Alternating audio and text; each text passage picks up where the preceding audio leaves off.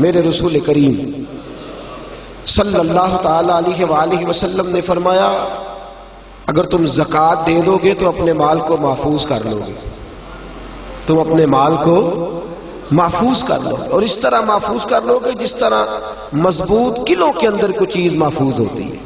زکوٰۃ دے دو گے تو تمہارا مال محفوظ ہو جائے گا، بچ جائے گا۔ پھر سال گزرنے پر زکوٰۃ دینی ہے۔ سال گزرنے سے مراد وہ والے مہینے نہیں وہ وڈیرے نے یاد کر لینے سون بھادو اسو تے منڈے کہنے نے جنوری فروری، تو اسلامی مہینے کدھر گئے جی؟ تو زکوٰۃ جو ہے وہ چاند کے مہینوں کے حساب سے فرض ہے، یاد رکھیں۔ اعلیٰ حضرت فاضل بریلوی رحمۃ اللہ تعالیٰ نے فتاویٰ رضویہ شریف میں فرمایا ہے کہ چونکہ یہی مہینے حج کے ہیں، حج کس حساب سے ہوتا ہے؟ چاند کے حساب سے۔ کس حساب سے بولیے گا جی؟ رمضان کس حساب سے آتا ہے؟ اس دفعہ جون کے حساب سے آیا یا اپنے حساب سے آیا ہے؟ چاند کے۔ تو فرمایا اللہ تبارک و تعالیٰ نے ساری عبادات تیرے اوپر چاند کے حساب سے فرض کی ہے، تو زکوٰۃ بھی اسی حساب سے تیرے اوپر فرض ہوگی۔ جب سال گزر جائے گا تو زکوٰۃ تیرے اوپر فرض ہو جائے گی۔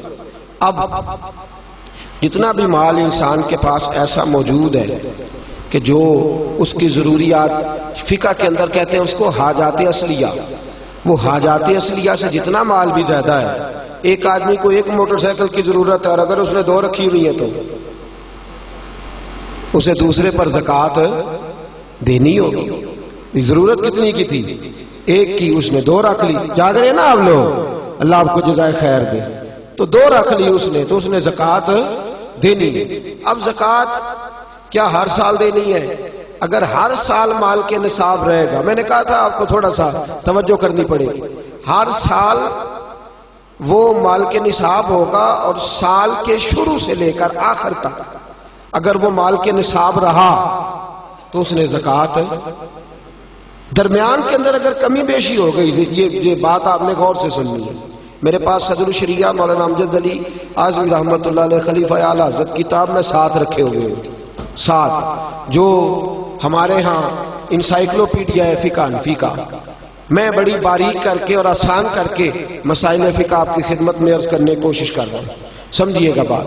ایک شخص کے پاس پیسے موجود تھے، 10 لاکھ روپیہ پڑا تھا اس کے اکاؤنٹ میں۔ اب اس کے پاس یکم رمضان کو 10 لاکھ روپیہ تھا، لیکن درمیان میں وہ 9 بھی ہوا ہے، وہ 8.5 بھی ہوا ہے۔ جب اگلے سال کا یکم رمضان آیا تو وہ پھر 10 لاکھ ہو گیا، وہ چاہے 1 مہینہ پہلے ہو یا 1 منٹ پہلے ہو، اس نے اس کی زکوٰۃ۔ اب وہ یہ نہیں کہہ سکتا کہ میرے پاس تو درمیان میں 2-3 دفعہ کم بھی ہوا ہے تو سال تو گزرا ہی نہیں۔ ہاں، مال فی نفس سے ہی ختم ہو جائے، بالکل ختم ہو جائے، رہے ہی نہ۔ ایک دفعہ 10 لاکھ کا 10 لاکھ ہی چلا گیا، اس کی جیب میں کوئی شے نہیں بچی۔ اب جب نئے سرے سے 10 لاکھ آئے گا تو سال اس حساب سے کاؤنٹ کیا جائے، تو اس پر زکوٰۃ دینی ہے۔ ہاں، اگر اس نے قرض دینا ہے تو پہلے قرض ادا کرے گا، پھر وہ زکوٰۃ دے گا۔ زکوٰۃ دینے کی بات آپ کی سمجھ میں آ گئی؟ کتنی دینی ہے؟ نصاب کتنا ہے؟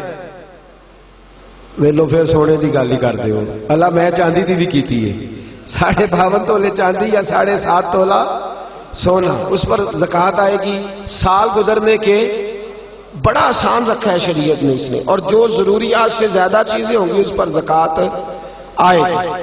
اور مال تجارت پر زکوٰۃ آئے گی، سن لے، کس مال پر زکوٰۃ آئے گی؟ سارے بول دیں ایک دفعہ آپ کو یاد ہو جائے، کس مال پر؟ مال، یعنی جو مال آپ نے انویسٹ کیا ہوا ہے نا، نفع پر نہیں آئے گی، سن لے، مال تجارت پر ہے۔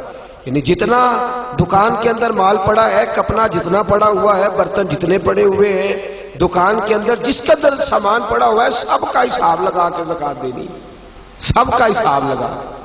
وہ اس طرح نہیں دینی زکوٰۃ کہ پرانے کپڑے نئے جو آئے تھے عید پہ وہ تو بک گئے، پرانے رہ گئے جن کو خریدتا کوئی نہیں، تو اب ارادہ کیا چلو یہ زکوٰۃ میں دے دیتے۔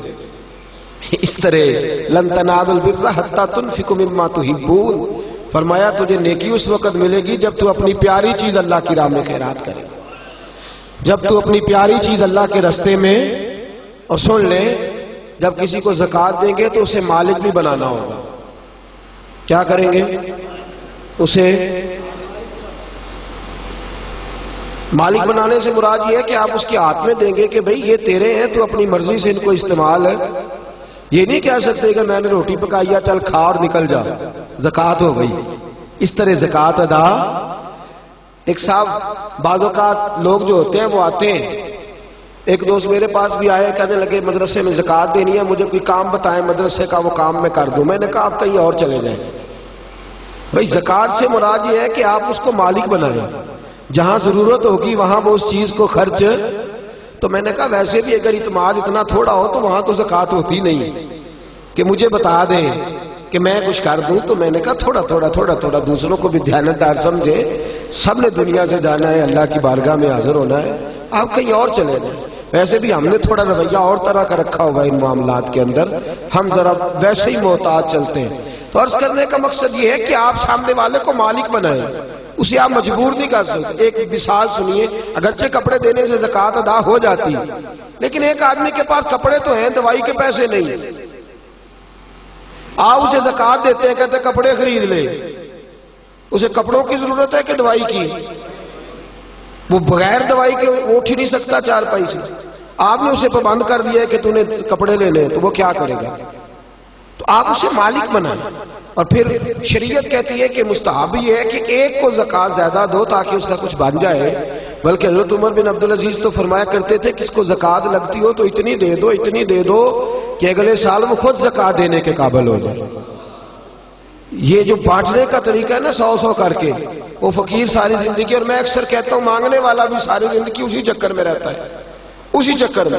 حاجی صاحب نے اس دفعہ آٹے کا توڑا دیا تو جاتی دفعہ کہتے ہیں اگلے سال بھی ساڈا خیال رکھے گا. او خدا کے بندے، اگلے سال بھی تیرا یہی پروگرام ہے مانگنے کا ہی، تو یہ دعا کیوں نہیں کرتا کہ یا اللہ اگلے سال مجھے دینے کی توفیق عطا فرما، مجھے ہمت دے اگلے سال میں دینے لگ جاؤں. تو زکوٰۃ آپ سامنے والے کو مالک بنائیں اور ضروریات سے زیادہ حساب لگائیں. ہر شے سن لیں، جو بچی کے لیے آپ نے جہیز بنا کے رکھا ہوا ہے اس پر بھی زکوٰۃ آئے گی، آپ نے اس پر بھی زکوٰۃ دینی ہے. آپ نے اپنے مکان کے لیے پیسے رکھے ہوئے ہیں کہ میں نے مکان خریدنا ہے، خرید لیں گے تو زکوٰۃ نہیں آئے گی، اور جب تک خریدتے نہیں اس وقت تک زکوٰۃ آئے گی. اللہ تبارک و تعالیٰ نے جو قاعدہ ہمارے لیے بیان فرمایا، ہمیں اس قاعدے کو ہمیشہ یاد اور باریک حساب کریں. زکوٰۃ کا باریک حساب کریں، ایک آنا بھی پیچھے نہیں بچنا چاہیے. زیادہ سے زیادہ دیں، زیادہ سے زیادہ دیں. ہم لیتے وقت حساب باریک کرتے ہیں اور دیتے وقت کون سا کرتے ہیں بھلا؟ موٹا. جی وہ کیا ہوتا ہے جی؟ وہ موٹا تو چاہیے تھا نا ذرا موٹا ہوتا ہو، لیکن وہ ہم کام نہیں کرتے. باریک حساب کریں. فرض جو ہوتا ہے نا، فرض دیکھیں ایک شخص کہتا ہے میں موٹا کر کے عشاء کی نماز پڑھ رہا ہوں، کتنی رکھتے پڑھی ہیں؟ کہ مجھے یاد ہی نہیں، تو نماز ہو گئی اس کی. اسے پتا ہونا چاہیے میری انویسٹمنٹ کتنی ہے، میرے ضروریات کتنی ہے، اور میں نے کتنے پیسے میں بچاتا ہوں، مجھے ان پر زکوٰۃ دینی ہے. زکوٰۃ دینی کس کو ہے یہ سن لیں. یہ قرآن مجید نے 10 لوگ بیان کیے ہیں، لیکن ان میں سے کچھ ایسے ہیں جن کو اب زکوٰۃ نہیں دی جا سکتی، زکوٰۃ دی نہیں جا سکتی. مثلا ایک قرآن مجید نے مؤلفۃ القلوب بیان کی ہے، جو لوگ نئے کلمہ پڑھتے ہیں ان کی تالیف قلب کے لیے ان کو ان کے گھر والے خاندان والے نکال دیتے تھے، ان کو بھی زکوٰۃ دی جا سکتی تھی تاکہ وہ اپنے پیروں پر کھڑے ہو. ایک زکوٰۃ دی جاتی تھی رقاب کو قرآن کہتا ہے، یعنی غلام آزاد کرانے کے لیے، وہ بھی معاملہ اب ختم ہو گیا. اب زکوٰۃ کس کو دیں گے؟ ایک زکوٰۃ لگے گی مسکین کو، فقیر کو اور مسکین کو. فقیر اس کو کہتے ہیں جس کے پاس ضروریات کی چیزیں موجود نہ ہوں. کون سی چیزیں جی؟ یعنی وہ اپنی ضروریات بھی بیچارہ خود پوری نہیں کر سکتا، وہ اپنی دوائی نہیں لے سکتا، وہ اس کی آمدن اتنی تھوڑی ہے کہ وہ جو اس کی تنخواہ ہے ماہانہ اس سے وہ اپنی گزر اوقات نہیں کر سکتا. تو اس کو کیا کہتے ہیں؟ فقیر. اس کو زکوٰۃ لگتی ہے. مسکین اس کو کہتے ہیں جو اتنا غریب ہو کہ صبح کی روٹی اور شام کی روٹی بھی اس کے پاس موجود نہ ہو، اس کو بھی زکوٰۃ لگتی ہے. پھر اس کے بعد جو عاملین زکوٰۃ ہوتے ہیں، یعنی جن کی ڈیوٹی ہوتی ہے زکوٰۃ اکٹھی کرنے کی، ان کو بھی زکوٰۃ میں سے تنخواہ دینا جائز ہے. جو عاملین مقرر کیے جاتے تھے نا، اب تو اتنی زکوٰۃ اللہ خیر کرے ہوتی کافی زیادہ ہے، میرا خیال ہے دیتے نہیں لوگ ساری، تو وہ زکوٰۃ اکٹھی کرنا، اس کا پھر حساب کرنا، پھر اس کو تقسیم کرنا، تو ایک آدمی مستقل چاہیے ہوتا تھا اس کام کے لیے۔ تو عاملین زکوٰۃ جو ہوتے تھے ان کو بھی زکوٰۃ میں سے تنخواہ دی جاتی تھی۔ نبی پاک صلی اللہ تعالی وسلم نے دی ہے، صحابہ نے دی ہے، قرآن نے اس کی اجازت دی ہے، ان کو بھی زکوٰۃ لگتی ہے۔ اسی طرح ایک قرآن مجید نے شخص بیان کیا جس کو غارم کہتے ہیں، یہ آپ نے بڑی توجہ کرنی ہے، اس کو خاص کر سننا۔ غارم وہ شخص ہوتا ہے جو مقروض ہوتا ہے، اور میرے نبی پاک صلی اللہ علیہ وسلم نے فرمایا مقروض بھی قیدی ہوتا ہے، تو اس مقروض کا قرضہ ادا کرنے کے لیے بھی زکوٰۃ دینا جائز ہے، اس شخص کو بھی زکوٰۃ لگ جاتی ہے، وہ بھی مستحق زکوٰۃ ہے کہ اس طرح قرض میں پھنس گیا ہے کہ دو قسم کے مقروض ہوتے ہیں، ایک وہ ہوتے ہیں جتنا مارکیٹ میں دینا ہوتا ہے اس سے زیادہ لینا بھی ہوتا ہے، اس کو آپ غارب نہیں کہتے، اس کا تو کاروبار ہے، وہ چل رہا ہے، دے رہا ہے، لے رہا ہے۔ لیکن کچھ ایسے غارب ہوتے ہیں جو پھنس گئے ہیں، الجھ گئے، ان کا کاروبار ڈوب گیا ہے، سرے سے بیچارے الجھ گئے، ان کو آپ زکوٰۃ دیں، ان کو نئے سرے سے میدان کے اندر کھڑا کریں۔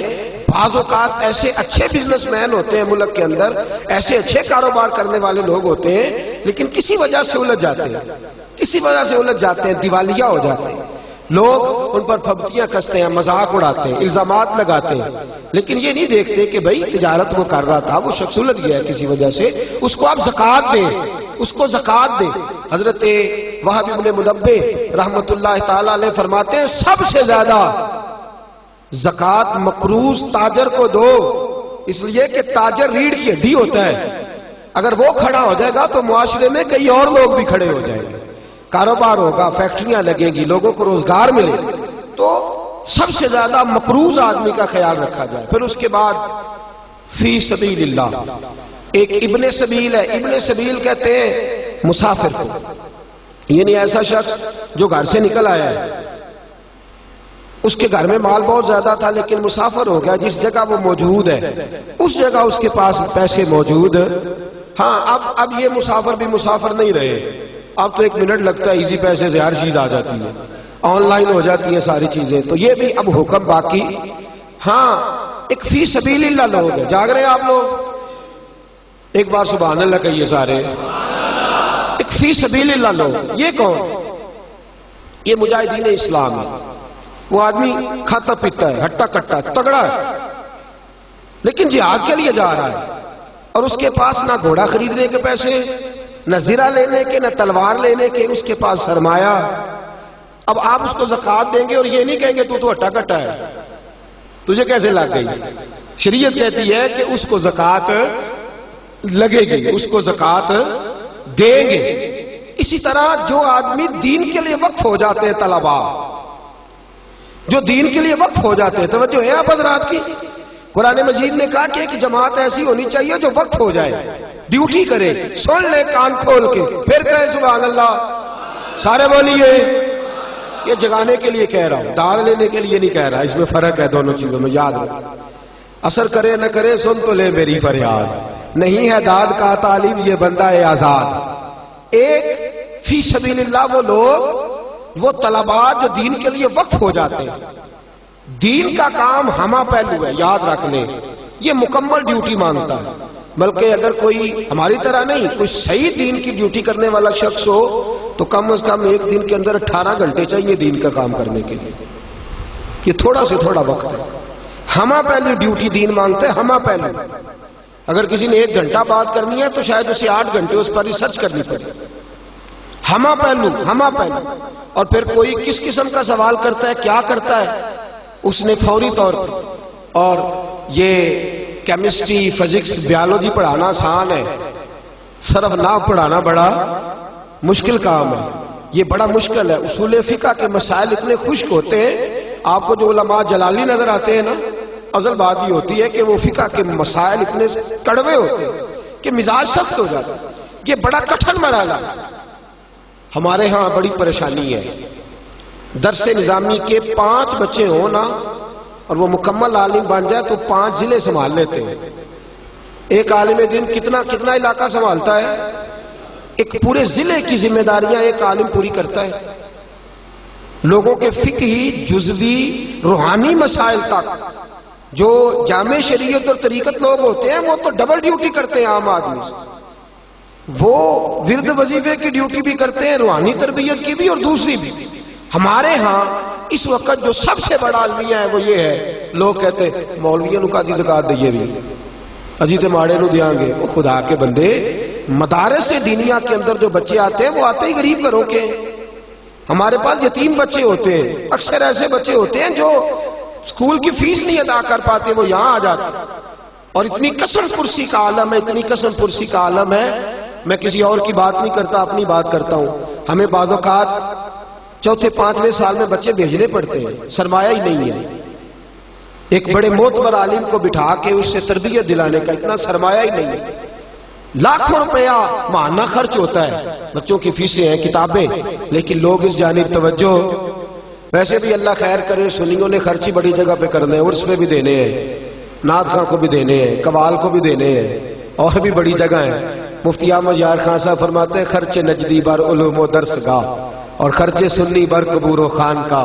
کہتے ہیں بعد مذہب ساری زندگی علم اور درس گاہ پہ خرچ کرتا ہے، اور سنی اللہ خیر کرے تو مزار ہی پکے کراتا رہتا ہے، وہ گنبد ہی نیا بنتا ہے، اور ابھی بابا جی نے دفن ہونا ہوتا ہے اس سے پہلے ہی انہوں نے سنگ مارمر لگوا لیا ہوتا ہے۔ وہ خدا کے بندے، ہو سکتا ہے تو مدینہ ہی مر جائے، وہاں گیا عمرے پہ وہیں رہ جائے۔ یہ کس قسم کا مزاج ہم نے اپنایا؟ ہماری درس گاہیں ویران ہیں، علماء کی کتابیں لکھی بھی پڑی ہیں، چھاپنے کو سرمایہ نہیں۔ حالات دگرگوں ہیں، دین کا کام کرنے والے کچھ لوگ تو ایسے ہیں میری طرح جو دو چار جملے بول دیتے ہیں، عوام میں آ جاتے ہیں۔ کچھ ایسے لوگ ہیں جو خالص علمی لوگ ہیں، بیٹھ کے پڑھا رہے ہیں، ساری زندگی گزر جاتی ہے۔ ہم نے اپنے استاد گرامی حضرت مفتی عبداللطیف صاحب قادری رحمۃ اللہ علیہ کو دیکھا ہے، مفتی صاحب پوری ڈویژن کے استاد تھے، ڈویژن کے استاد۔ حضرت الحاج حافظ حمید اختر صاحب رحمۃ اللہ تعالی علیہ سے لے کر حضرت شبیر شاہ صاحب حافظ آبادی تک